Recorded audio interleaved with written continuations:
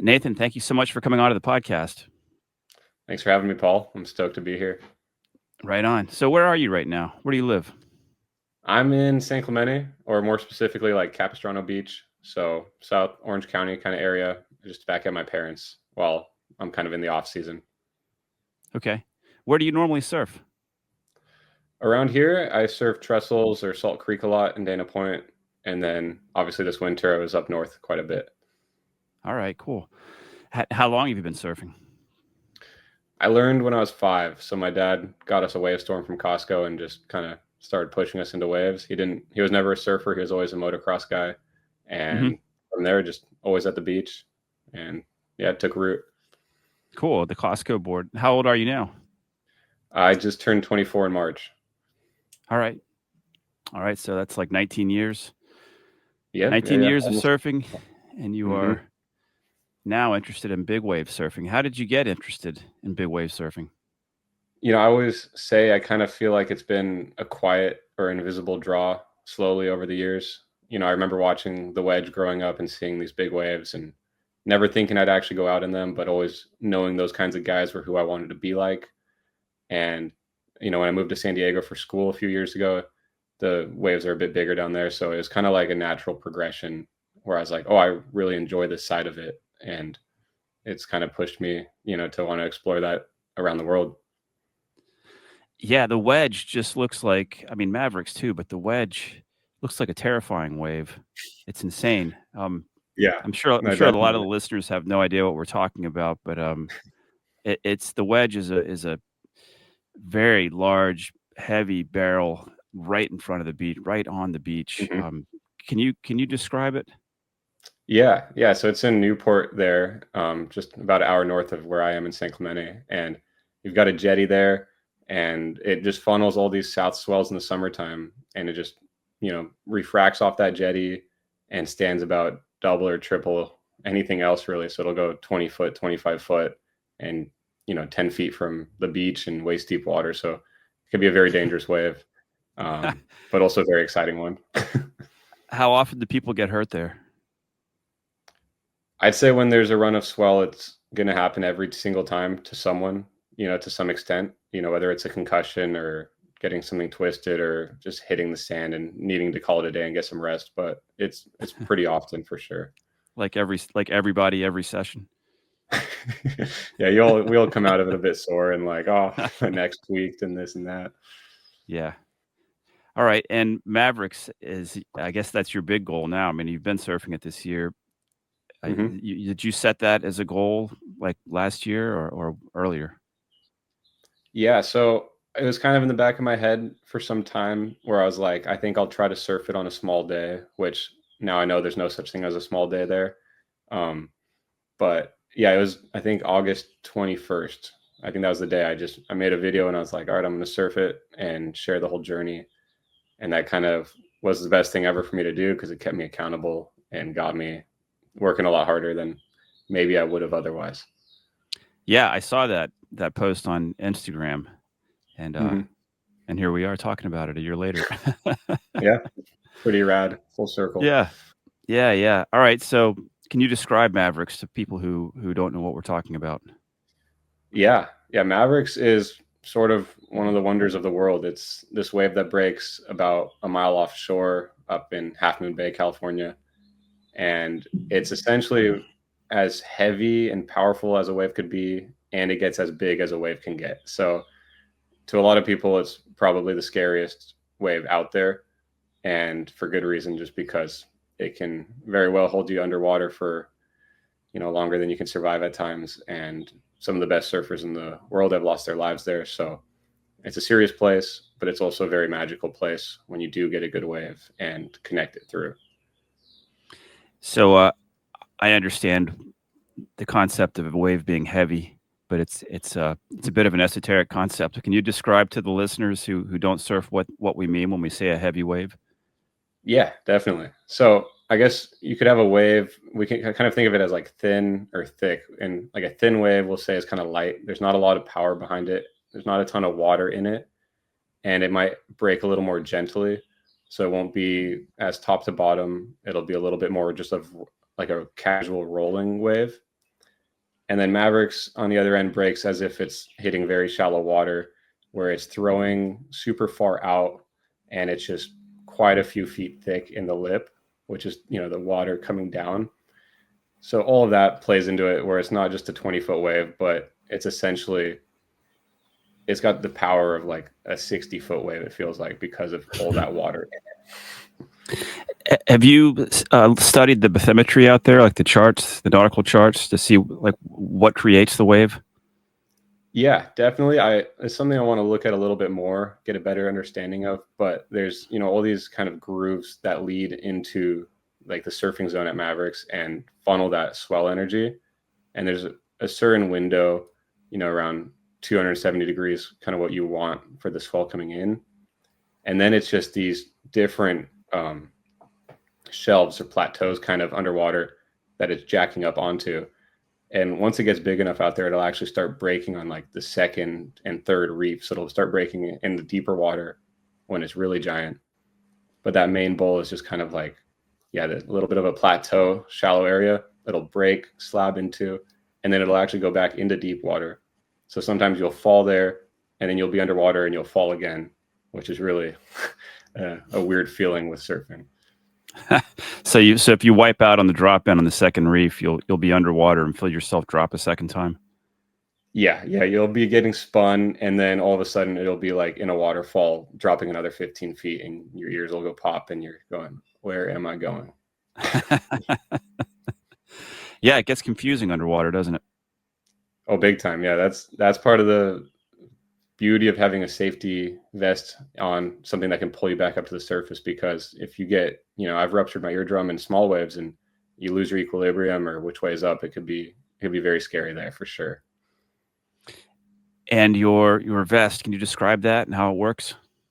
Yeah, so we've got last few years, I think the last maybe 10 years or so, they've had inflation vests where we have our little CO2 canister stored in the back, and you have a series of strings that run through the vest. And when you're in that really bad spot, you can pull it, ignite that CO2, and inflate, and hopefully kind of jetpack back up to the surface. There's always the chance it doesn't work. So you, of course, want to be ready and trained for that, because we've seen with some of the best guys in the world on the heaviest days, their vests don't work. And that's when you have really heavy situations and, potential near drownings. So you always got to be ready. But a huge, huge stride forward in the terms of safety for sure. And how do you get in and out of the water at Mavericks and the paddle out? Describe the paddle out. Like describe entering the water and paddling out to the wave, and then also how you get out of the water on the way back. Yeah. So definitely. So for me, this was my first season and I figured I should earn it. So I paddled from the beach for every single session. And there's essentially two ways you can go. You can paddle from the north side of the beach, which is a slightly shorter paddle, but potentially it's a like higher risk, higher reward. You can get out quicker, but you might get pushed into these rocks a little easier. And then there's a longer paddle through kind of this lagoon on the inside and kind of south around the rocks and then into the channel. And that paddle takes a good 40, 45 minutes. It'll be kind of calm water, and then you got to push through potentially like 12 to 15 foot plus waves, which can become borderline impossible. But I think this season someone made it out every single day of the year paddling, so it's very doable. And so once you make it out past those kind of breaking waves, then you're in the channel, and it's still another good 20 minutes to get out to the main bowl where everyone surfs. So it's quite a bit of work to get out there, especially when the waves are moving and there's a lot of water. And then coming in, you only come in from that south end, from that long paddle I was just talking about. And it is a lot easier. Hopefully, if you can catch a wave, cut it, make it a little shorter. But yeah, going in is a lot easier. You still have a long paddle through the lagoon, but going out is always interesting. Have you seen sharks out there? Yeah, actually, our closing weekend in April, it was the first few days of April, we were surfing out there, and there was a great white that was swimming around the lineup for a little bit. But I'm sure there's been plenty that I haven't heard about as well. Yeah. And how does the lineup react? How do the people out there react, or how did they when that shark was swimming around? What do people do? So Yeah. So if the waves are good, generally people just kind of hang out and don't go in because we all kind of know they're out there. So the stories I hear is like, oh, there's a shark in the lineup, and like one or two guys went in, and everyone else kept surfing because it was really good.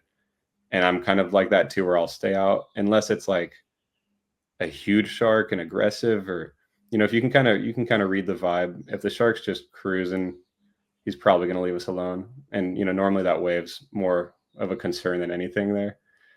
Um, but yeah, I think for the most part, it's pretty seasoned guys and locals that surf that wave, so they're kind of accustomed to it and in tune with like, okay, yeah, there's sharks, and if it's good, this is a rare opportunity, so we're going to kind of just keep going if we can. Yeah. All right. Can you give the listeners an idea of how seriously big wave surfers train? Yeah, definitely.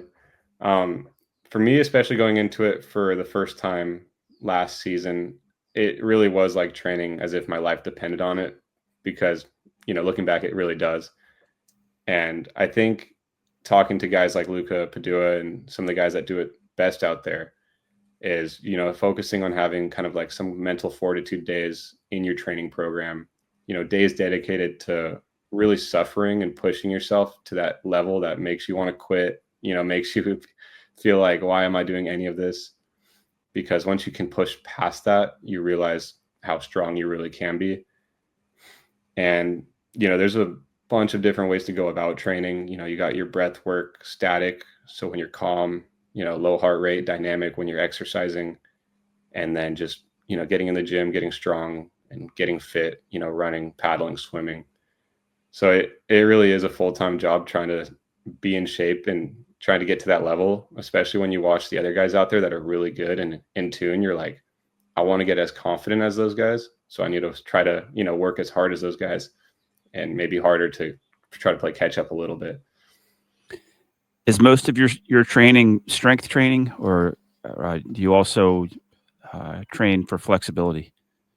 Yeah. So a big part of it now is for me going more into flexibility and kind of dynamic stuff. So more plyometrics, jumping and twisting and lunging and getting more balance incorporated.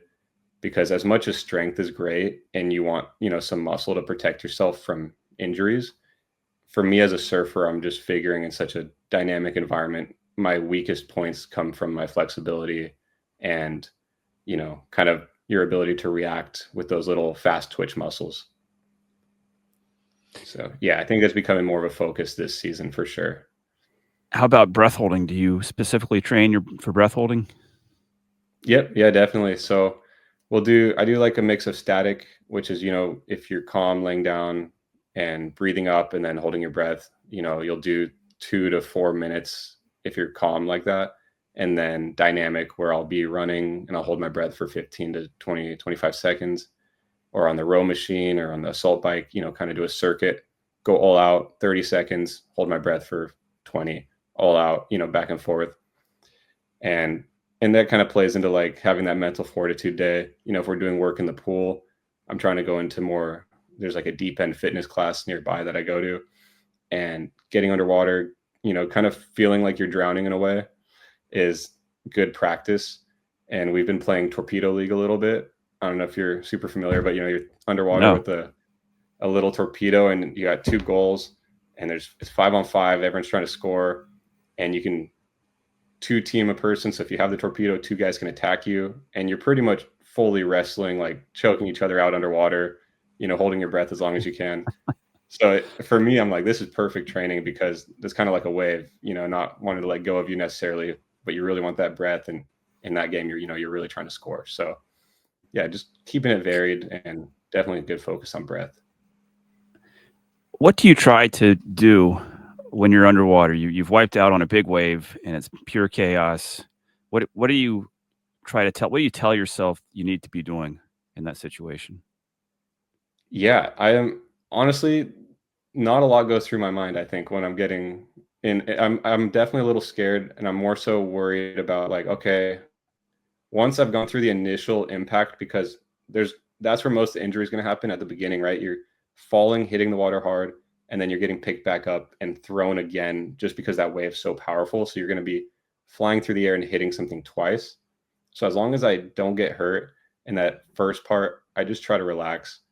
And and then I try to realize like, okay, the wave still has a hold on me, or is it letting go of me? And if it's letting go of me pretty quick, I know I've got time to swim back up to the surface. If I feel like it's held on to me for quite a while and I'm pretty deep, maybe I'm climbing my leash and trying to get back up. But definitely focused on like, if I think that second wave's about to land on top of me, I want to be calm because I'm going to be under for even longer. Whereas that's the scary part for me, is trying to understand of like, okay, should I fight to get to the surface, or should I sit down here and wait it out? And honestly, that's an ongoing process of learning for me. So, not a ton's going through the head other than like, how long have I been down here, and am I going to get up before that second wave?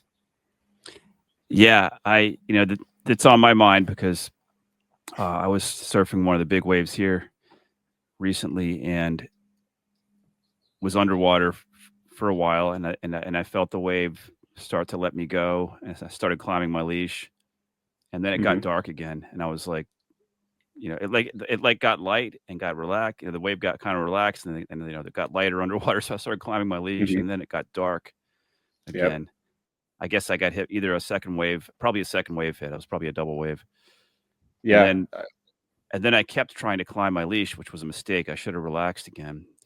And I got to a Mm-hmm. point where I was just like, I'm like all the way out of breath. This is bad, and I'm still climbing my leash. My board's still tombstoning. And Mm-hmm. after that, when I got up, I told myself, you need to remember to completely relax. You weren't relaxed, big mistake. So the next wipeout, I just relaxed and made my body like a pencil, and it was much better. It was a much better experience. Yeah, no, the closest I've ever come to drowning was, it's that kind of little bit of panic that gets you, and you're fighting to get up a little bit too hard, and the wave hasn't wanted to, fully let go of you, and you burn that little bit of oxygen you have very quickly. So that's, yeah, Yeah, a good lesson. And with yeah, that's Mavericks, exactly it. yeah, and you can hear it, you can hear that second wave crashing. The Mhm. way it sounds underwater there is so trippy. So it's, trying to pay attention and learn all that. And, some of the other guys there, they're like, okay, yeah, like, equalize your ears when you get pushed down that deep. And I was like, you're thinking about all that? And then it happened to me, I got pushed down, my ears started hurting really bad. And I was like, okay, like, as if I'm free diving, pop the ears. Yeah, And so yeah, yeah, I all do those that little things, sometimes. yeah, yeah, it all kind of comes together because at the beginning you're like overwhelmed. There's so much going on. And little by little, you're like, okay, like this is kind of the procedure here, to stay safe and how to go through it. Do you ever get to the surface and there's so much air in the water that you don't float? Or like you're almost at the surface and you're just like, Mhm. you're not floating? Yeah, yeah. When there's that really thick foam at the top, it can be a little hit or miss. Trying to get air and you're breathing half air, half foam.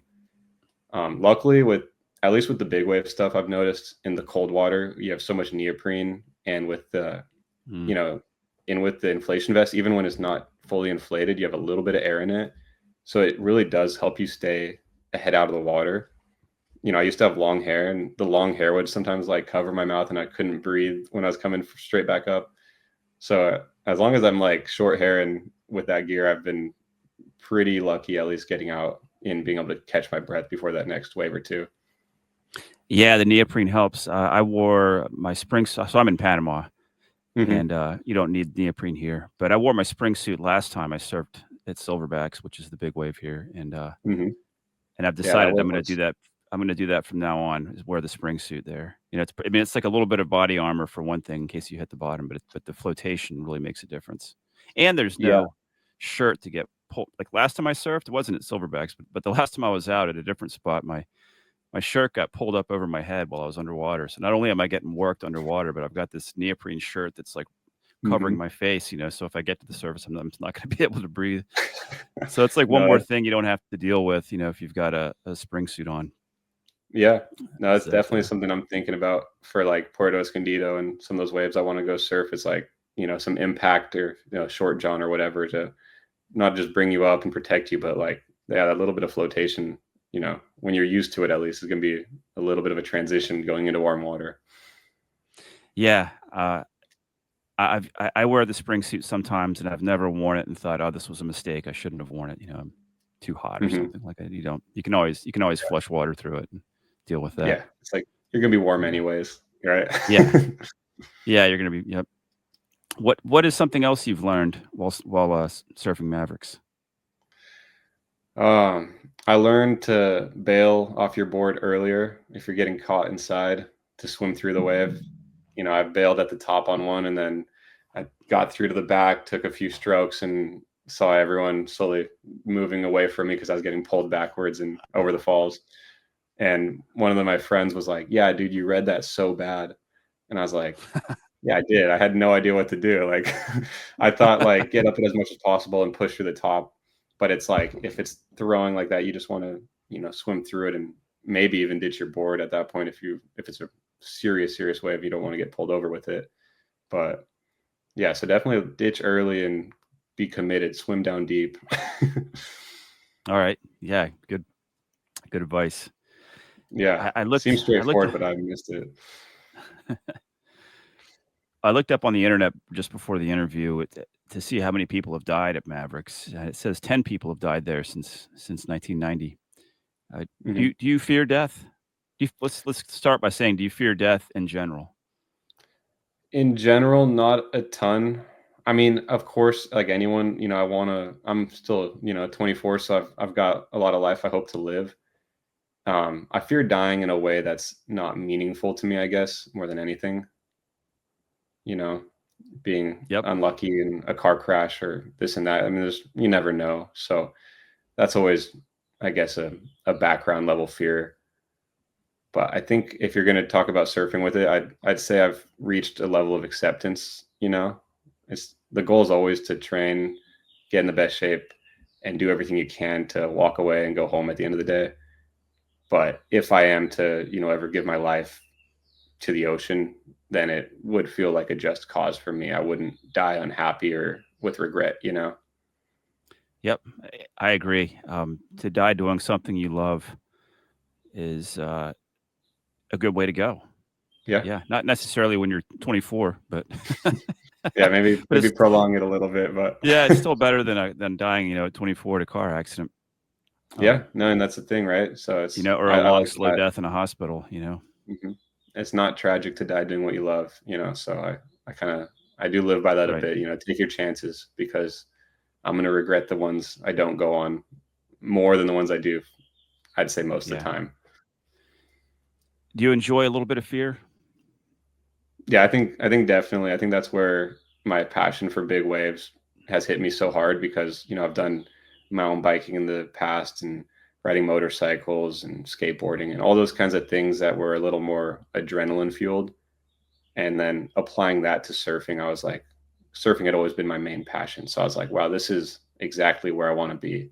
You're kind of like, you get in those moments and you get into the practice and you're like, just doing the thing, even though it's kind of scary. And then you look back a few months later and you're like, I can't believe I was doing that. And then, you go do it again. So I kind of love that process of going in and out and being able to reflect and push yourself. Yeah, I think a little bit of fear makes a surf session a lot more fun Hmm. than no fear at all. I mean, some sessions are just fun because for other reasons, but when you add that large, waves are big and you're pushing your limits a little bit and you're a Hmm. little bit scared on a lot of the takeoffs and some of the waves you're too scared to take off on. Like those are the most memorable sessions. Oh, big time. That's like, and there's the fine line. I like those sessions where you can just relax and be like, oh, it's pretty out Yeah. today and 3 foot and mushy. But that's like where I think surfing the wedge has also been interesting because it's like, oh, I got to be paying attention. Like you're taking off on a mellow 2 foot side wave and surfing into like an 8 foot tube. So you're like, oh, I could get hurt here, you know. But yeah, like you said, that's where it keeps it fun. Yeah. Mavericks has some very large emergent rocks on the inside. Have you ever Hmm. gotten washed into those? I have not yet, but I know I will. Yeah, that looks I've that looks talked to absolutely life threatening.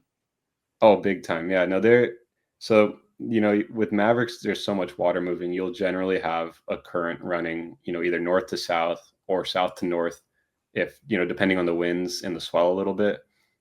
If the current's running north to south, for the most part, if you're getting pushed in, I've had, wipeouts where I fell in a wave. I took three more on the head and I was like, no one's coming to get me. I'm going through the rocks. but the current was running enough to where as I popped up from that fourth wave, I was like, oh, I'm down by the end of them, which is like by Mushroom Rock, which is kind of the furthest south one. When the winds and currents are going the other way, though, that's when it's really dangerous because you'll fall and then you'll get pushed more into the impact zone and more into the rocks. And that's when you get stuck behind Sail Rock, which is that main big one. And yeah, I've heard horror stories from a few of the guys out there, some of the older guys that have been through it quite a few times. And it's a bit of a maze, it sounds like, and there's a few spots you really want to avoid. Hmm. And your surfboards, you guys ride, boards that are specific for large waves. Can you describe what kind of boards, what they're like, how big they are, what their dimensions are? Mm-hmm. Yeah, so I'd say for Mavericks, it doesn't really break until it's almost 20 foot, and until you're pretty much any day out there, you're riding something that's 9 foot to like 10.5 feet. I'd say that's the core of the range. There's a few guys that'll go a little shorter and maybe a little bit longer from there. I've been on a 9.8 most of the season. I'm 6'4", so I'm on the taller side for a surfer. So I figured a 9.8 for me is kind of like a 9.6. It's kind of like a medium-sized gun by that standard. I'm probably going to get a 10.2 or something for next season, just for those really big days. Maybe have a little extra foam to get in early. But, yeah, super thick boards. I think my board's 3 5/8 inch thick, almost 4 inches thick on one of them. And not too wide, a little bit wider than your normal step up, maybe like 20 1/4, 20 3/4, and roughly 75 liters plus. So a lot of paddle power, get you into those waves early, and glass super heavy. I'm always stoked when my board doesn't break. So I feel like they've survived a few decent beatings, except I did break one this winter. But yeah, that's kind of the basis of what you'd see out there. How did the board break? What was the situation that broke it? It was a red Lost Mayhem that I was actually borrowing from a friend of mine, like a mentor and a friend of mine, because I didn't have a gun at that point, and it was in December, and it was the day before like the historic swell hit when Mavericks was like 100 foot. Everyone was kind of going crazy, and that was probably my best wipeout of the year. Was I just fell. I was a rookie. I didn't know what was going on. I paddled into a wave. I shouldn't have gone on looking back, but just went for it and learned the hard way. And board came down in the lip with it. So, and that how much energy and weight is in there, it just didn't have a chance, unfortunately, for me and my friend. So I still owe him a board. But what does a board like that cost? They're expensive. I'd say normally you're paying $1,200 to $1,500 at least. Mm-hmm. So yeah, so like twice as much as a short board. Sorry, like twice as much as a short board, then, huh? Yeah, and short boards are expensive too, right? I mean, it's kind of crazy. So yeah, 1,500. Yeah. Tow boards are apparently about the same. 1,500 to $2,000. So if you want to go into big waves, it costs a little bit more, definitely. Do you plan on getting into tow surfing? Yeah. I think it's an inevitable progression for those days when it's really windy. I'm kind of a diehard paddle fan. I want to be out there and try to paddle on some of those really messed up days when no one wants to paddle. I just feel like that's like the coolest thing you can do as a surfer is like go paddle that day. Everyone's like, oh, you can't paddle. But yeah, I think tow surfing is a good progression, and just getting more waves, getting more of an understanding for how big waves break, because you can get whipped into 20 waves in a session, whereas if you're paddling, you're not going to catch that many waves. And there are some people right now saying, what the hell are they talking about? Can you describe the difference between tow surfing and paddle surfing? Yeah. So tow surfing, you'll have your feet strapped in, you're on a short little board, and you'll have a jet ski pulling you in with a rope, dropping you into the wave, hopefully in the right spot. And then paddle surfing, you'll be on your own, catching the wave with your two hands, and a big 9 foot, 10 foot gun. So when you're paddle surfing big waves, you're going to catch maybe a handful in a good session. But if you're tow surfing, you could be catching 20, 30 waves, depending how much you're trying to get after it, because you have that jet ski assist and the ability to just dart around the lineup and get into those waves that you might miss paddling. When you're paddle surfing, are there jet skis that will come rescue you if need be, if you're in a bad situation? Normally, yes. So I do surf it a lot of times when there's nobody else out, like no jet skis, no safety. It'll just be a few guys paddling. Normally it's not as big on those days. It's kind of more marginal. But we've surfed it a few days pretty big with no jet skis. And sometimes, people aren't paying attention. So I've also taken 4 or 5 waves on the head, and then the ski came to get me. But it was like, well, I'm out of trouble at this point. So um, you don't want to bank on it, but if most good days there's people on skis looking out. So, we are lucky to have that. And like the Mavericks rescue team, kind of like a dedicated team of guys that will be there looking out for you on the right days. So And a what's little bit their of both. motivation to be there? Why are those guys there? I think it comes back to just love and appreciation for that wave, as much as maybe they also enjoy. I mean, a lot of them are also surfers, so it's not just guys. Some of them, I'd say pretty much everyone on a ski out there is also a surfer. So I think it's just that love and appreciation for Mavericks and what it is, and the community there. It's a very like tight knit community. Everyone, you see the same faces every time you go out, and you get to know everyone. So I think it's just giving back and protecting people, hoping we can minimize future drownings and deaths at a wave like that is of course part of the goal too. So I couldn't tell you fully because they spend their own time, money, and gas to do it. So I appreciate it. Is there any localism out there? Do you have any trouble with people? Um, well, localism. The listeners who might not understand it. Some surf spots are the locals don't like anyone else being there. They don't like to see new faces. They don't like tourists being there. They run them off. They're rude. It's not Mhm. common, but it happens sometimes. So does that happen at Mavericks? It's less so localism and more so just a general pecking order with guys that have put in that time. But once it gets to a certain size, if you really want to go on like a gnarly wave, like you can go, because there's always that core group of guys that are committed and sending it, but there's a lot of guys that go out there just kind of to watch. And if you're respectful, you show that you'll go when that wave comes, then you're going to get waves. But there's definitely guys, that have grown up there and surfed that wave for a long time and earned their stripes. So you kind of give away a little bit more, as you would anywhere, I guess, when you're learning it and working your way up. And what's your experience been like working your way into the lineup, gaining the respect of the other people in the lineup? It's been really cool. It's been humbling. I think part of my success has just been showing up consistently. I've been going on the marginal days, the windy days, the big days. I've been there. I was there pretty much every single swell after missing the opening swell. And I think just that constant repetition, people see your face, they're like, oh, it's this kid again, or they'll see you take a big one and fall, and they're like, okay, well, he's trying, he's going for it, and I think that day in December when I broke the board, it was a day that no one really wanted to paddle.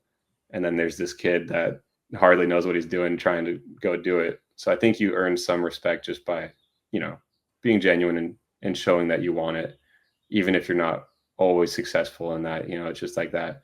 People respect that persistent effort. Can you describe for us a favorite wave you caught out there? Yeah. Um, I think my favorite wave would probably be just it was a wave I caught on March 1st, and it ended up being the biggest wave of my life so far. And it was just special because I'd surfed that morning out there completely alone, like no jet skis. All my friends went in, and that was like a super surreal moment sitting out at Mavericks solo. And then that evening, I just didn't want to surf. My buddy convinced me to go out, and I was like, my head wasn't in it, my heart wasn't in it. And then this really nice wave came straight to me, and it was one of those you just turn and go, and stand up, get a little air under your board. You feel like your nose is going to poke, and you feel like you're dropping in forever. So just that feeling of like making it to the bottom, and then seeing some friends in the channel kind of be stoked for me, like, oh, that was the biggest wave we've seen you on. Is a cool feeling, because sometimes when you're surfing those waves, you don't realize that they all start blending together. Like, yeah, this is a big wave, So once you're focused on standing up and pointing down to the channel, you're not really like looking up and sizing it. So it was cool to be like, oh, yeah, that was the biggest wave of my life. I didn't even realize it. It just happened. Do you have a bucket list surf trip you want to go on, like a favorite dream surf trip? Oh, definitely. Yeah. I mean, there's a lot of places on that list, but for me, Namibia and Skeleton Bay and Africa would be at the top of that list just because I'm a goofy footer and that's probably the longest perfect barrel you'll find anywhere. So definitely there. Hopefully I'll get, at least to some other places this year, like Hawaii and maybe even Portugal. So Nathan, is there anything else we should talk about? Any other stories you want to tell, or things you want to talk about before we go? Something you think I haven't asked you that I should have? Um,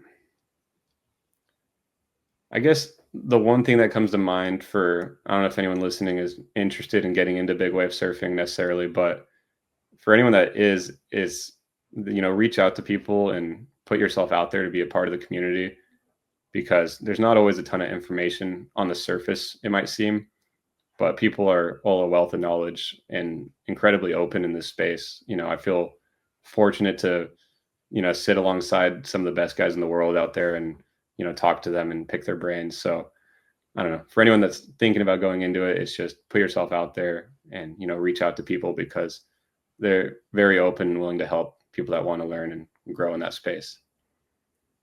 Excellent. And one final question: what do you love about surfing? I think just that constant evolution, the constant change. No sessions are the same.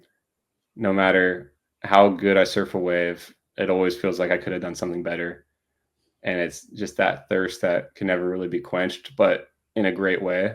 I'll leave surf sessions, like I'll have surfed 25 waves and I'm like, man, I need to get like a couple more.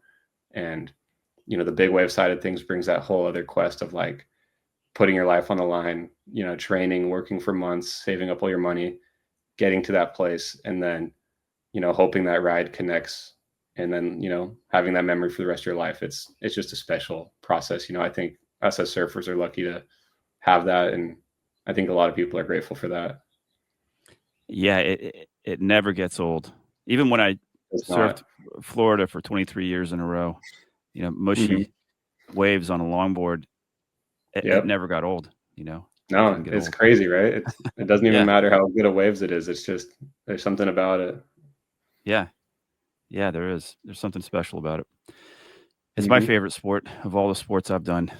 It's by Yeah. far the most fun, I think. Yeah, I believe down in Panama you probably have some good waves this time of year too. Yeah, well, we actually just had a swell. We don't get, May is not the season, but we just had a 4-day swell that in the last 2 days, um, Hmm. the last 2 days of the swell, which was just a couple of days ago, were really good. And get Yeah, this, I had a session at like the premier spot here, 3.5 hours with just one other guy, me and one friend.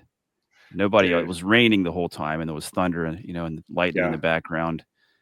so But cool. nobody there. It was amazing, and it was at, like, the spot too, one of the most popular breaks Yeah. here, so that kinda magic happens every now and then, and, Yeah, I love that because that magic happens even in SoCal. I find myself surfing Salt Creek on a fun day alone. I'm just like, well, cool. I got that window. You never know yeah, when it's going to happen and where. So yes, that's part of the fun yeah, too, I think. sometimes you just get lucky, Yeah, or sometimes it's crowded and you just have a session where you just get lucky and you get a bunch of good waves and you're just like, "Wow, I don't know true. how it's happening today, but it's happening." Yeah, you're like, there's 40 guys out here, but I'm having a lot of fun somehow. Yeah, yeah, yeah, and of course, the opposite happens as well, but, that's why it never Oh gets yeah, old. that's why it never gets old. The struggle and Yep. the constant learning. Yeah, yeah. Alright, so where can people find you online? I jet ski surfer, jet ski surf, and then on Instagram XXR, just because the name was taken. Um, but if you search my full name, I'm assuming it might come up at this point. And on YouTube, jet ski surfer. I'm gonna try to start doing all that, getting more into that side of things too, making better videos and trying to share more of the journey. So Cool. yeah, All right, I'll put links to all that on the podcast show notes page at paultrammell.com/dream chasers and eccentrics. Nathan, thanks for your time. Thanks for coming on to the podcast and talking about uh, the world's most fun sport. Thank you, Paul. Thank you for having me. It's been really fun chatting and getting to know you a bit better and connecting over some, common ideas. Hell yeah.